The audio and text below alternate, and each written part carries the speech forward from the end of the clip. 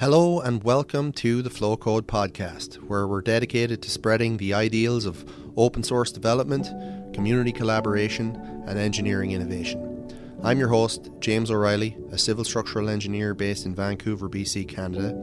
Our mission is to empower engineers across the globe through a multi-dimensional approach to learning. We dive deep into technical topics, especially Python's potential in civil and structural engineering, alongside broader engineering-focused subjects like soft skills, economics, science, modern technologies, and industry trends. I'm extremely passionate about Python's application in our field, but I want to emphasize that Flocode's overarching goal is about fostering growth and continuous improvement. So we talk about a lot more than Python on this podcast. Check out the Flocode newsletter on Substack for more. The links are all in the description. And with that said, let's dive into today's episode. Hello everybody and welcome back to the next episode of the Flocode podcast. Today my guest is a very good personal friend of mine, Mr. Scott Reese. Scott, welcome to the podcast. Thanks, James. Thanks for having me. You got it. So, to kick things off, we'll provide some context here to the listeners. Scott is a civil engineer that works with me in Nightpiece, Canada, and he does a broad variety of engineering things on mining and hydropower projects. And what else do you do, Scott? Water management design for hydropower and mining primarily. That covers it. Project management, project controls, coordination for larger multidisciplinary teams. Okay, so that being said, the big question, your philosophy in a nutshell. First, we'll do your overall broader life philosophy in a nutshell, and then we'll talk about engineering. Okay.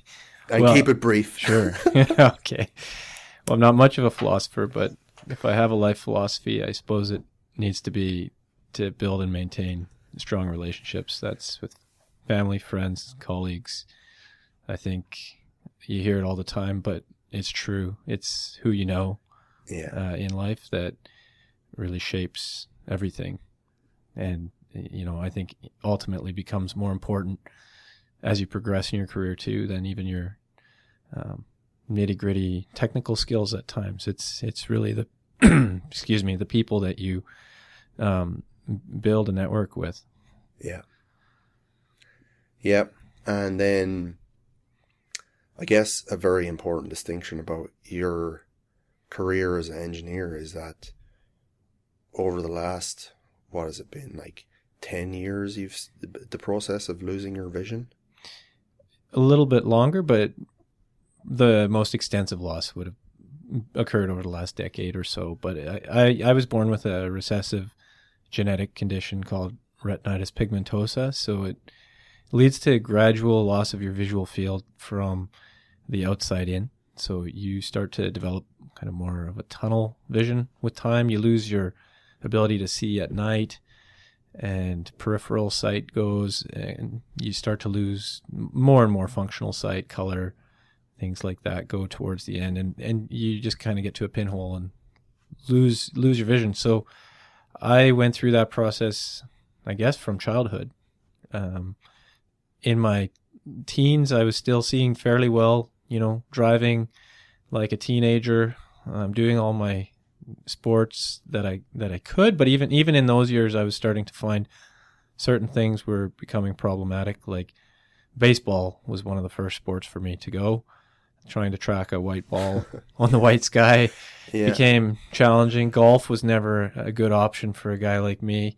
So I kind of migrated towards more activities that were almost solo sports, like adventure sports. I got into whitewater kayaking, which would probably be my favorite sport of all time. I did a lot of that, mountain biking, downhill skiing, water skiing.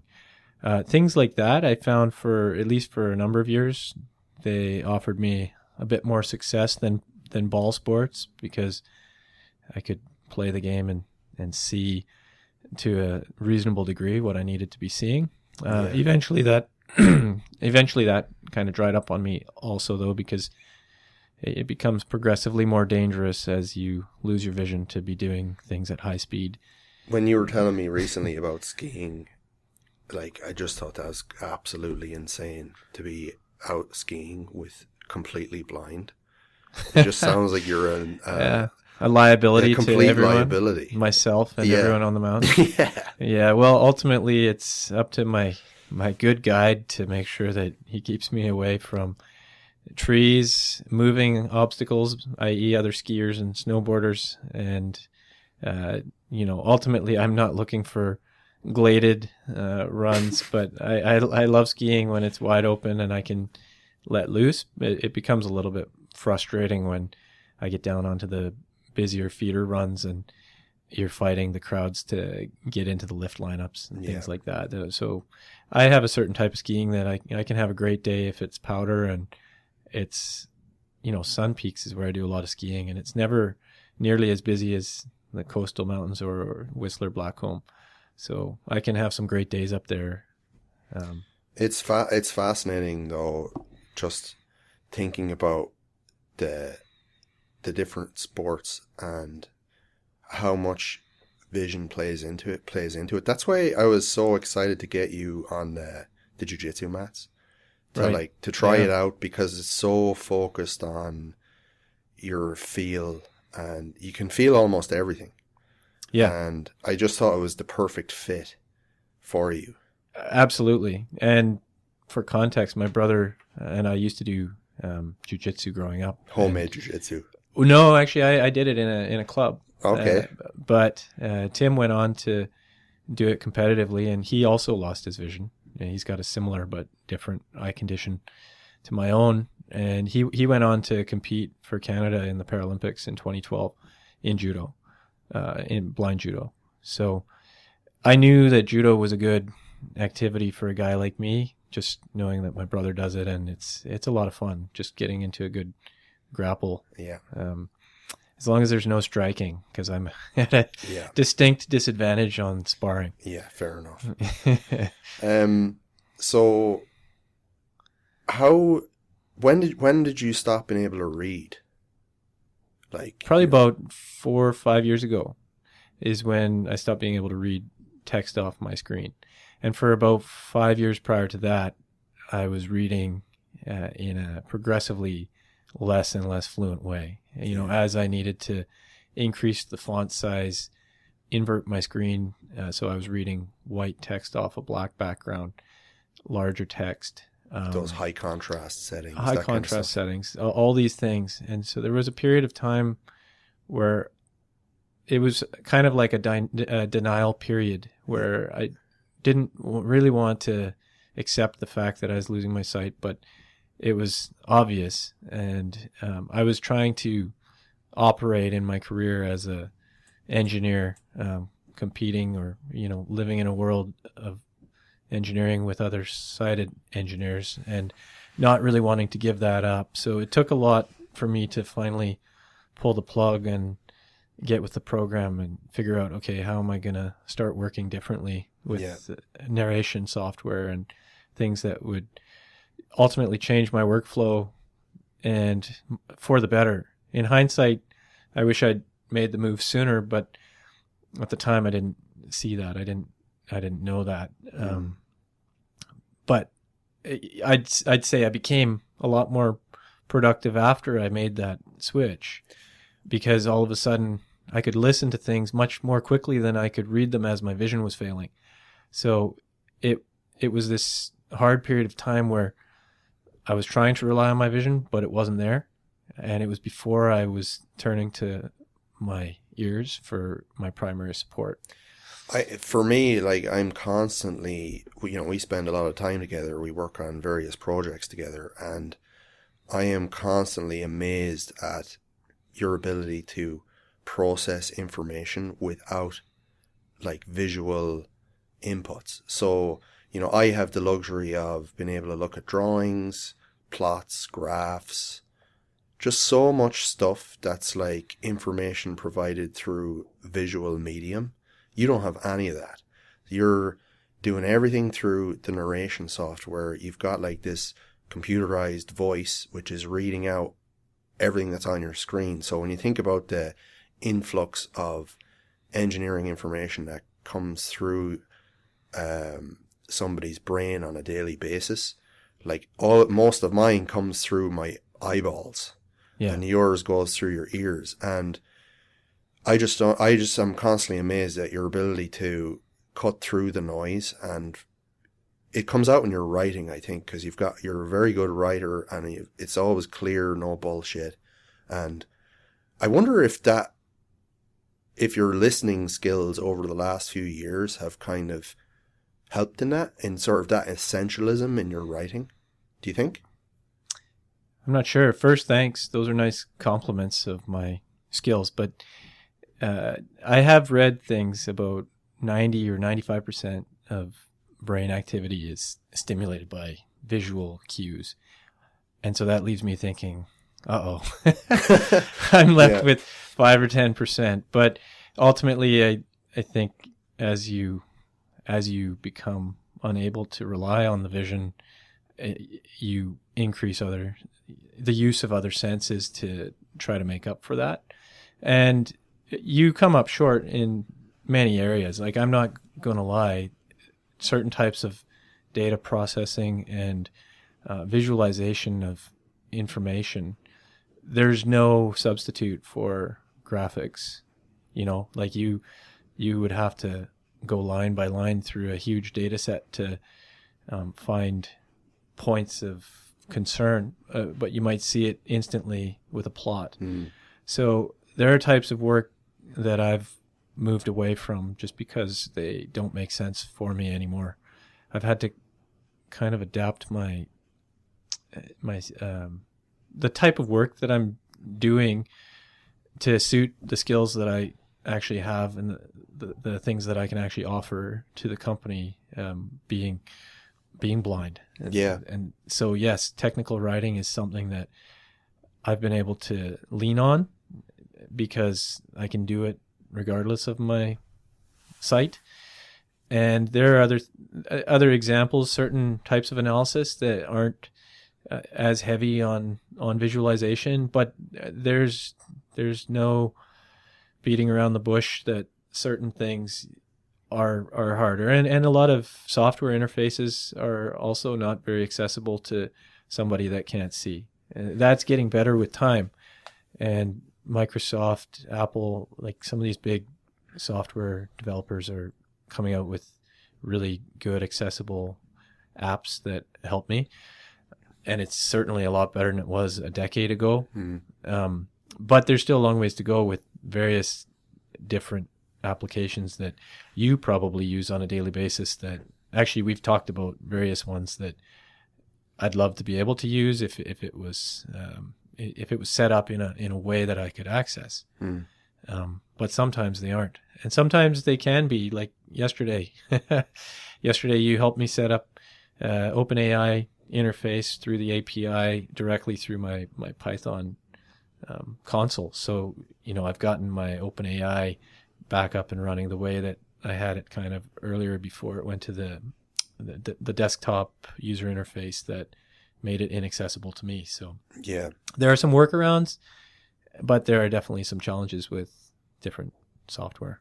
Yeah, so for anybody out there that uses ChatGPT, probably everybody these days, but previously I had gotten Scott set up with the OpenAI playground where he could kind of go in and put in queries and get responses to queries, and he could manipulate it and add it to his notepad for various reasons.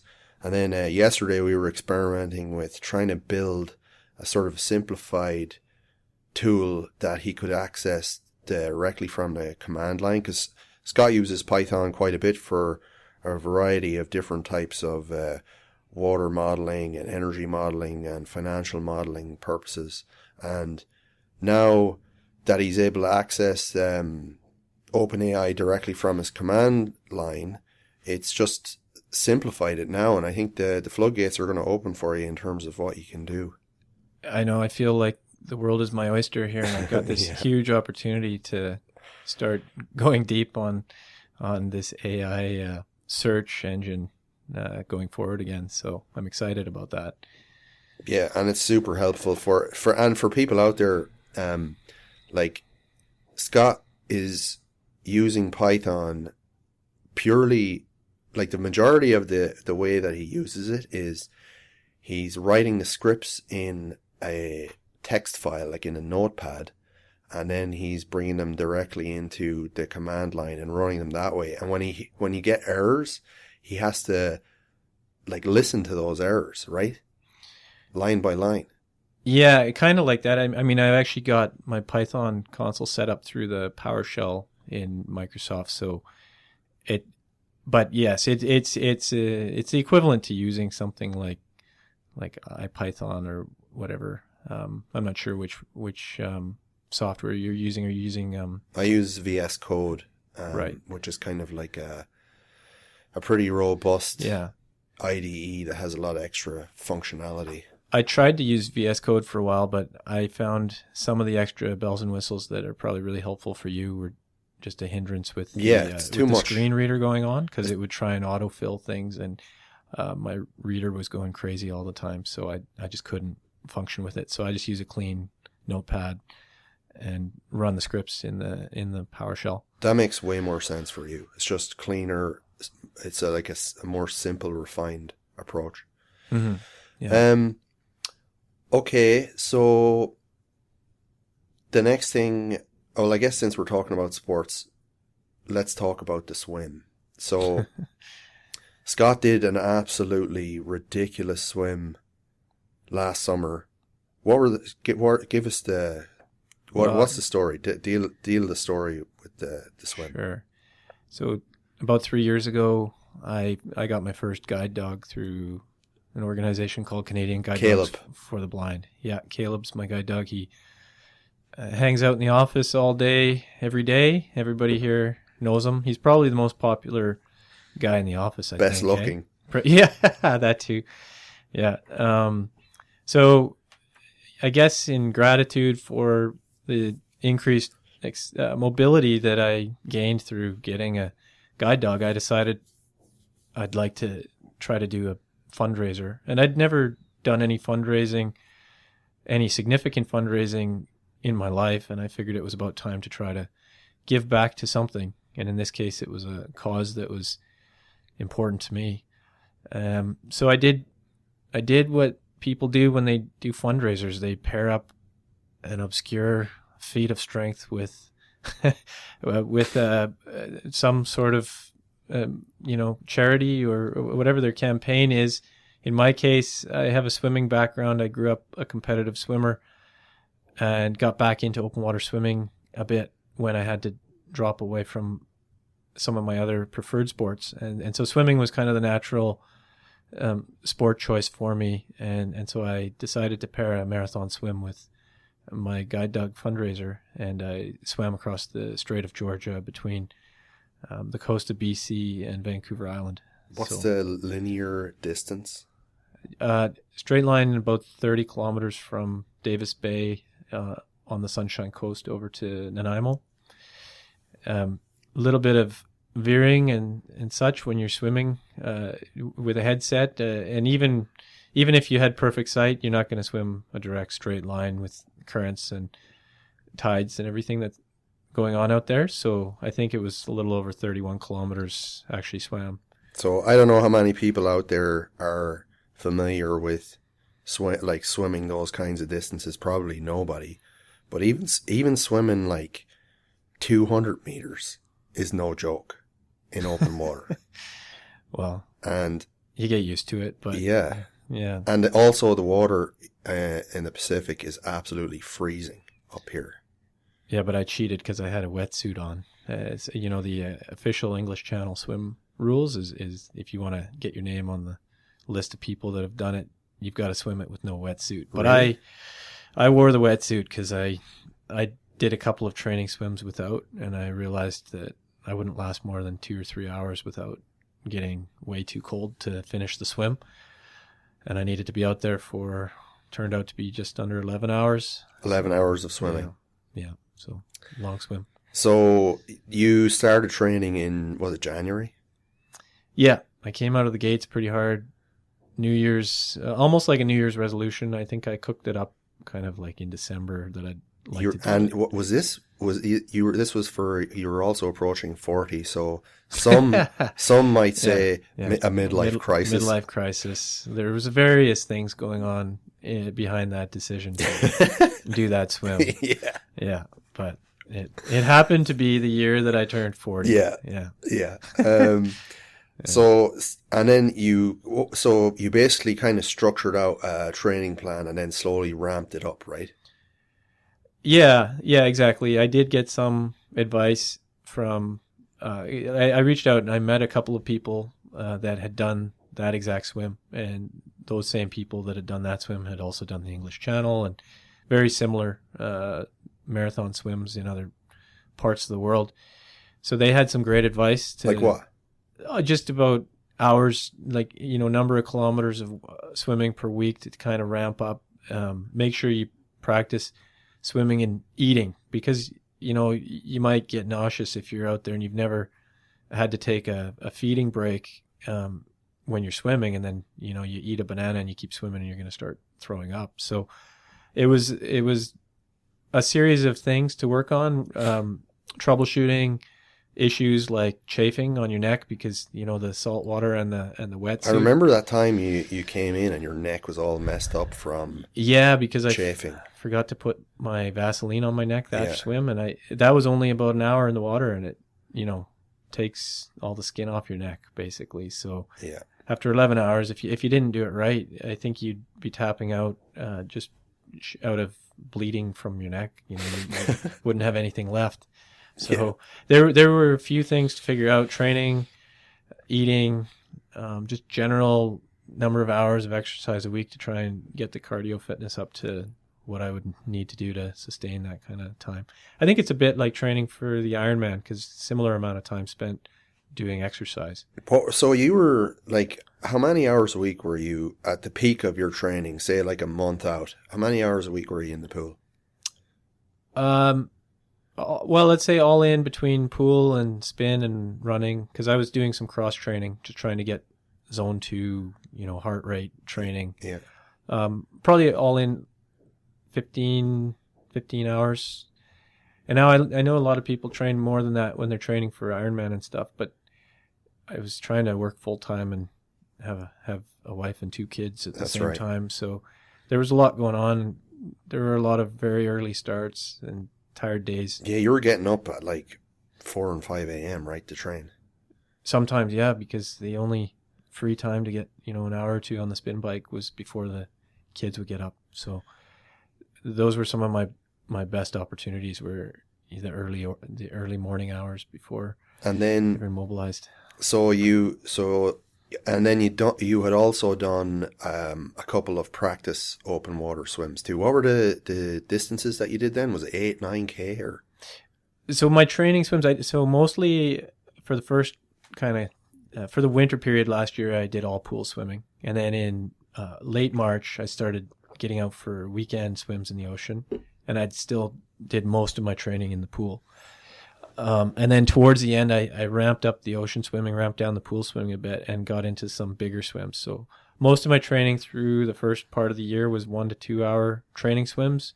Towards the end, like in June and early July, I was getting out for some big swims. One was a 3 hour 11K swim, I think it was, and then I had a 4 hour 13K swim, and I had a 5 hour 16K swim. Kind of, those were the 3 weekends leading up to the big swim. So my longest swim was about 16 kilometers, but almost, half distance and just less than half the time spent for the actual crossing.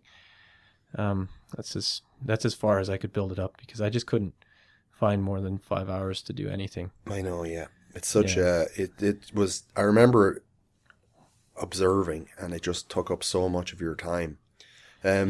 So then on the day, you had your earpiece installed and you had your wetsuit, and then you had a support boat, and what else?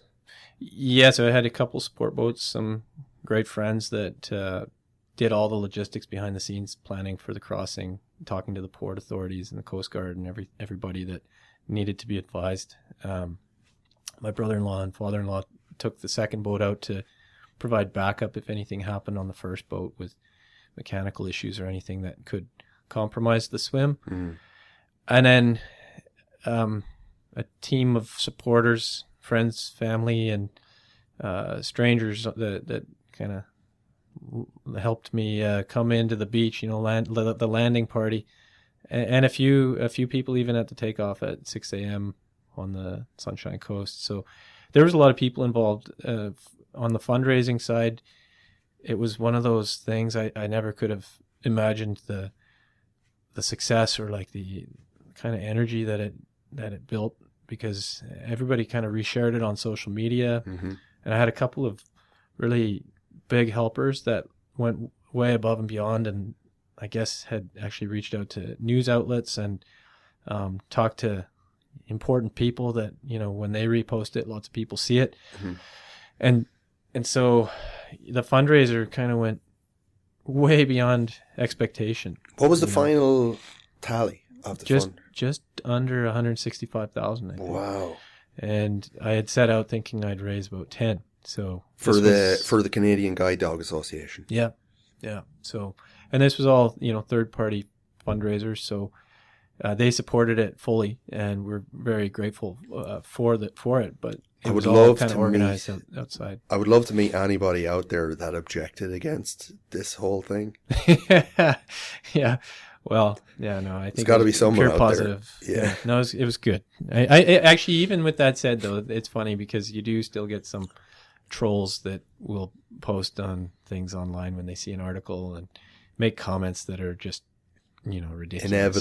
Inevitable. Yeah. So. Okay. Well, yeah, I remember you training through that, and what an achievement. It was just such a phenomenal achievement, and to do all that. So during the actual 11 hours of swimming, was there any like mental battles that you had in there? Like, I'm sure you had a lot of conversations with yourself, like, what are you doing? Why are you doing this? Well, I had the benefit of having the headset in, it's a bone conduction. You're like, it sits kind of just in front of, the piece sits just in front of your ear, and it uses bone conduction technology. So I had the benefit of having feedback from the boat, not just left and right, but occasionally my buddy Yost, who was on the mic most of the time, would read me a post or something that someone had made on social media that was uplifting and kept me feeling like, okay, this is meaningful. This is good. Cause you get into a state of being in a fair bit of pain out there. And about halfway through, my shoulders were almost cooked. Yeah. And I was, I think at one of my drinking, eating stops mid swim, I was, taking ibuprofen and just knowing that I still had to do the same distance I'd just covered again, and doing it now, not fresh. Yeah. So there were some mentally it was challenging for sure. How do you feel about it now? It's, what is it, like every 6 months, 7 months since you've swam? Like, have you got any interest in doing such a ridiculously punishing event? No. Well, not for a while. I'd love to do something. It was a very exciting and interesting experience in life to do something totally outside of my ordinary. It gained a lot of momentum, and it was super fun. Yeah.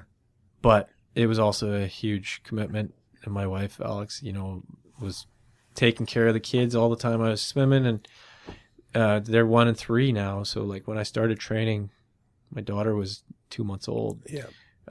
Busy time in life, and I think for the next couple of years anyways, I'm gonna focus on the family and the career, and figure out if there's something else in the future for a feat like that, but not imminently. Good. Yeah. Good. Okay. So, aspects of engineering you find most fulfilling? Well, I think that would just be working on projects that actually become something, working on a project that gets constructed and goes into service. Or maybe a recent example is a project that we both worked on is Klamath. river renewal.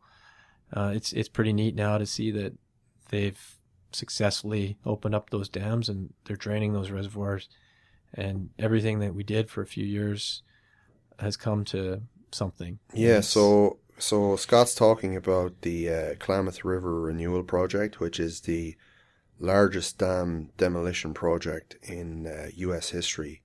We did the detailed design for the removal of 4 dam facilities on the Klamath River in Oregon and California.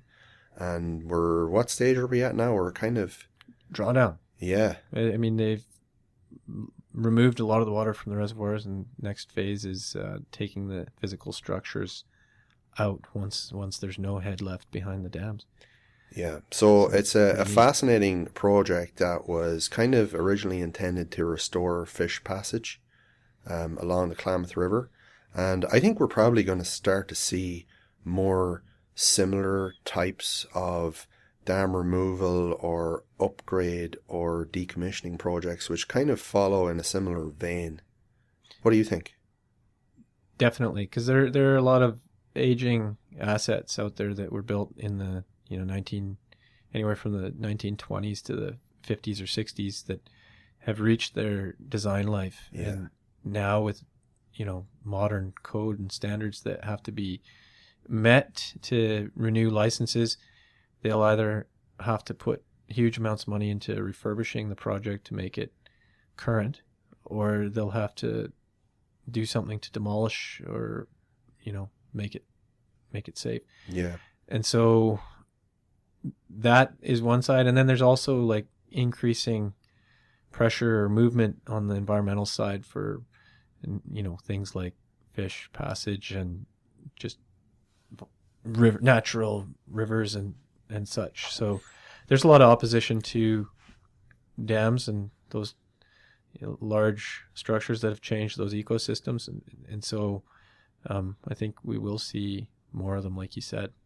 I think also too, the future of water conveyance itself is a very interesting topic, because there's areas, particularly in the southern U.S. states, where they're in state of drought, and we have weather events that seem to be becoming more and more volatile, both in cold extremes and heat extremes.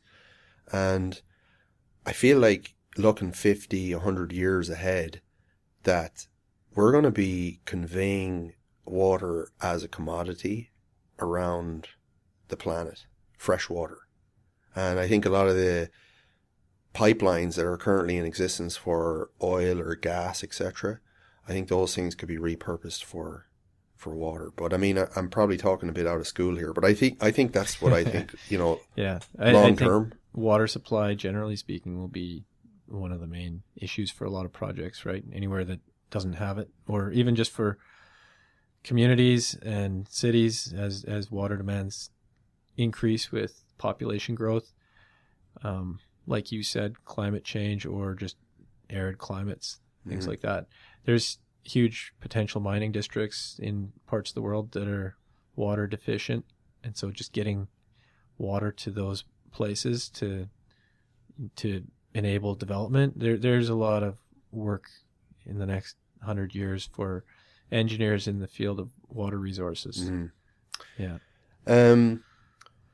Pivotal experiences shaping your career. Can you think of any kind of standout experiences? That could be like specific projects that you worked on, or maybe like advice that you received from people. Sure. I mean, KP's got lots of great engineers, and we work on very neat projects. Like someone once kind of referred to it as like your projects that you're talking about are kind of like Discovery Channel kind of projects, which is true. So that's pretty neat to be involved with that. In terms of like pivotal events in my career, probably one of the most interesting things that I did was agreeing to relocate to Johannesburg for 2 years early in my career. So I stayed with KP, but I went to our African practice and worked on Southern African and East African projects. And so that was a real eye-opener for me early in my career, coming out of, Canada and being young and excited about everything, and then moving to a different part of the world and seeing different cultures, seeing different practices, third world countries, things that I hadn't really been exposed to at all in my upbringing.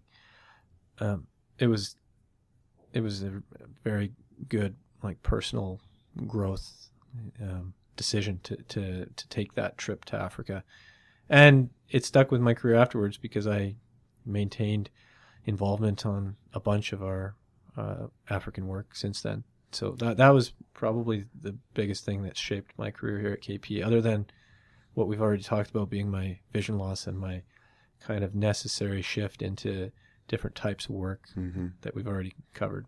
Is there anything that stood out to you about the engineering culture or methods of practice in South Africa compared to here? Things are different down there socially, but they have very good engineering and very good engineering training in South Africa. Now, I can't say that about the entire continent because I don't have that experience, but in South Africa, the education system has historically been very good, and there were engineers down there that were very good resources, good people to learn from, just like we have here in Vancouver. And we still are supported by our South African office on lots of things that we do here, just because they are very good at what they do and, able to support us and work to the same level of quality that we need. Work is different down there, like I said, just because I think socioeconomic status of people is entirely different than what you would find in Canada, but that's a whole nother subject that I don't know enough about to comment.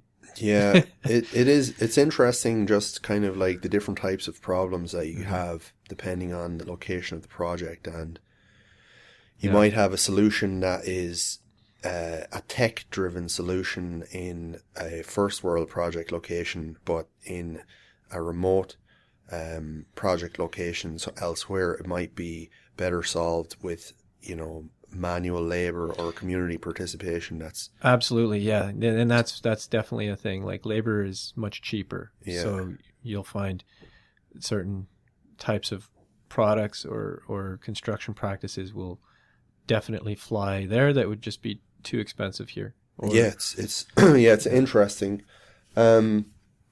So, okay, your approach to problem solving. Well, I think I'm very systematic, like most of us engineers, and I think here at KP we kind of do this all the time, whether we think about it or not. But it's really, I guess it's just defining the problem, making sure you understand it, like starting at the high level, look at the bigger picture and make sure that you're not just off in the weeds doing something without knowing why, because you might just be doing the wrong thing, or you might be asked to do something, and if you just understood the problem, you could find a better way to do it. Once you've defined the problem, it's the background information gathering that you need to do, is developing kind of the design basis and criteria that guide what you're going to do. Codes and standards, regulations, things that you need to consider.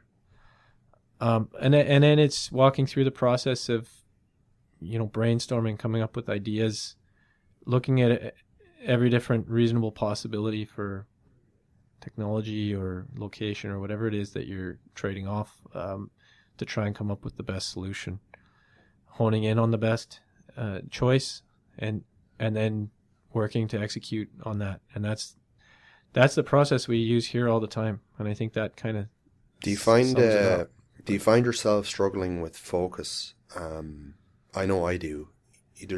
I'm spinning many different plates, and sometimes you're focused on one plate a little bit too much at the expense of others. Yeah, I think it's an ongoing thing in life to try and continue to get better at time management and And especially now with like endless notifications and how accessible we all are. Mm-hmm. Like if you could lock yourself into some space where nobody could contact you, it would be so much easier to get like 3 hours of deep work done. Definitely. And you read lots about this if you look into anything on habits or productivity or time management, and it really should be like that. You need to cut out the noise. Yeah. And I'm not good at it. I have Outlook, going, and I should probably be turning it off and setting blocks of time, start and end a day to monitor emails, and then the rest of the day is focused work. I think we could all benefit from using a little more structure to our use of Outlook and notifications for other things, other services. I have the benefit that I'm not busy looking at a bunch of stuff on a smartphone because I'm blind. But there's still distractions, even though I can't, try to go and look at Facebook or Instagram. Sure. Sure, yeah. Yeah. Any book recommendations? I've read lots of very good books, but the one that kind of stands out when I try to think back on books that left a mark, and I think I ended up reading it twice because I thought it was so good. It was Endurance. It's the story of Ernest Shackleton and the mountaineering guy or the exploration guy trying to do the first trans-Antarctic trip back in 1914. They got started, but they got frozen in the ice in the Weddell Sea, and the ship got surrounded and enclosed in the ice, and they got completely trapped. And so it goes from being an exploration mission to a survival mission, and they spend 2 years trying to survive. And it's an incredible story of leadership and resilience and just like what's it called? It's called Endurance. Yeah, and it's the story of Shackleton's mission. It's written from various journal entries that the guys were keeping in their diaries and things, and kind of compiles them and turns it into a pretty cool story. Oh my God, I can't imagine. It makes you think how much softer we've become 100 years later. Yeah. Like these guys survived in the Arctic, near the South Pole with deer skins and nothing else basically for 2 years, living off penguins and seals whenever they could find them. Now we've got our modern nice Arc'teryx jackets and everything's perfect. You've got your completely waterproof ski gear, and even still, I don't think I'd survive in those conditions down there with my minus 70 rated ski jacket or something. I was recently up in Prince George, which is central BC, with my wife's family, and I brought out the garbage from their garage to the roadway, which is maybe like about 30 meters. It was minus 36, and it took me less than 40 seconds, and I talked about it for like a week about how hard it was. Yeah. Now living that for 2 years in a wet deerskin jacket, see how you feel. Yeah, I do often think about the first settlers over here. Yeah, it's amazing. In BC, the terrain is ridiculously obnoxious. Yeah. And for them to come and live through the winters here and settle in a place like Prince George, or where you're from, Williams Lake. Yeah. Man, it's cold and Absolutely. full of grizzlies. Yeah. It's not easy living. And rivers to cross. Yeah. Mountains to cross. Exploring, it didn't seem like an easy job. No. Yeah. So maybe you could just share some of your thoughts on the benefits of learning Python and why you think it's a useful tool for engineers. Well, I like Python a lot because I find it a lot easier to use visually impaired than things like Excel. Like Excel is a great tool. Is that why you started using it? Well, that's actually not why I started using it, but that I think I moved more towards it as time went on. Because at the time that I started, I was actually using it kind of just out of interest, like a bit of a geek project. But I started working on a series of math problems that's called Project Euler, and it's progressively harder problems that you likely be able to solve using Excel or other, without using software, like a programming language. And so I started working through these problems and learning the basics of Python, like, just running for loops and just, trying to iterate to a solution or trying to find a solution efficiently, write a code that would solve a problem in 2 minutes instead of like 3 days. And are we talking about stuff like math problems that are kind of like calculus problems, or like probability based stuff, like logic based stuff? It could be probability or logic based stuff. It was all over the place. Okay, and some of the problems were just, what's the sum of the first 10,000 entries in the Fibonacci sequence or something like that. Just things that, just little puzzles to work around, right? And sometimes it would involve large numbers that Excel wouldn't be able to handle, and things like that. So it was an interesting kind of little thing to play around with, and it got me kind of more interested in Python for a broader application.